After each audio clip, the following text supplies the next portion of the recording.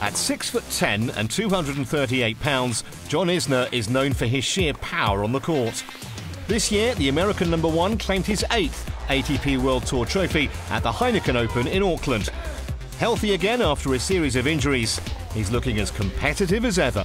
John looks a lot like he's looked during those strong periods of his career. You look at what he did, for example, at Indian Wells 2 years ago, where he's hitting the big serve, he's moving well, he's pacing himself. Now he's got over that injury, he seemed to be in one of his best veins of form. Isner holds the best tiebreak record of any player in ATP World Tour history. Won 212, lost 115, a 65% success rate. That huge serve makes him a challenging competitor when the pressure's on. I sort of have a built-in advantage when a set comes down to a shortened situation like that.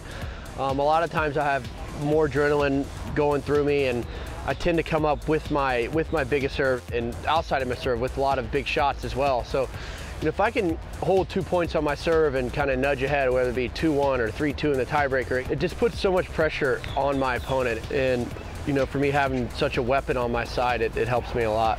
By virtue of playing so many matches with such small margins, he's inherently more comfortable in playing matches that are close. But also the constant pressure that he puts his opponents under during the course of a match, but also in tiebreaks where any misstep, the loss of any point on serve, could mean the end of a set or the end of a match. And the 28-year-old's mix of power, athleticism and balance inevitably make him a formidable player to match up against. I have seen on the other side of the net some of my opponents get extremely frustrated, throw their racket, start kicking stuff around and whatnot. And that's just because if there's just one mistake on their part, or if I just play one really good game, the match really, I guess, could be over. And I think going forward, if I'm able to sort of get inside my opponent's head a little bit and know how maybe frustrated they can be playing me, I think that could help me out a lot. When John Isner is on and he's serving as well as he is and also competing as well as he can, he's a tough player for anyone to beat. He takes away your rhythm, he doesn't allow you to get into that match, and going into the match, you're going to have to get that key break to win, and when you don't get it, the player on the other side of the net senses that.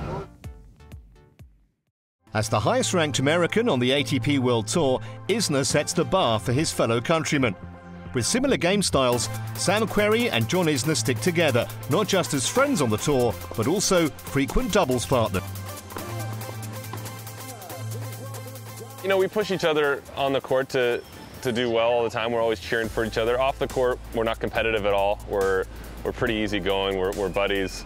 We don't race. We don't play ping pong competitively. We just kind of hang out and have a good time. Life on the tour, not on the court. I literally like to do anything but tennis. I watch all sports. That's hockey, football, basketball, Major League Baseball. I love football. I love my Georgia Bulldogs where I went to school, and I love the Carolina Panthers because I grew up in North Carolina.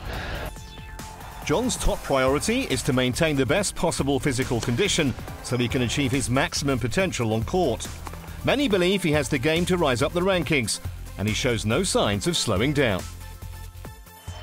And when you look at the remainder of 2014, John has an excellent chance of being one of the players that makes the Barclays ATP World Tour Finals. He's been as high as #9 in the world. He's been a top 10 player this year, but there's no reason John can't be part of that Elite 8 at the O2 Arena. As long as I keep doing the right things, I have a great team in place, a great coach, a great physio with me, so I have all the tools in place.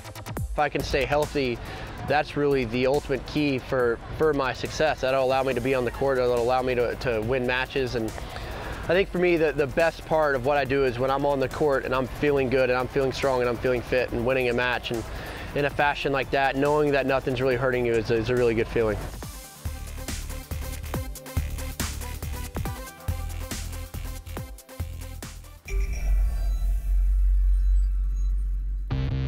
Next week on ATP World Tour Uncovered, the players are in the Principality. We've an exclusive pass to the Monte Carlo Rolex Masters. And dominant Djokovic, we speak to Novak as he hunts down a 5th successive ATP World Tour Masters 1000 crown. Don't forget to log on to atpworldtour.com for your 24/7 breaking news and talk with us on Facebook and Twitter, now in English and Spanish. See you next week.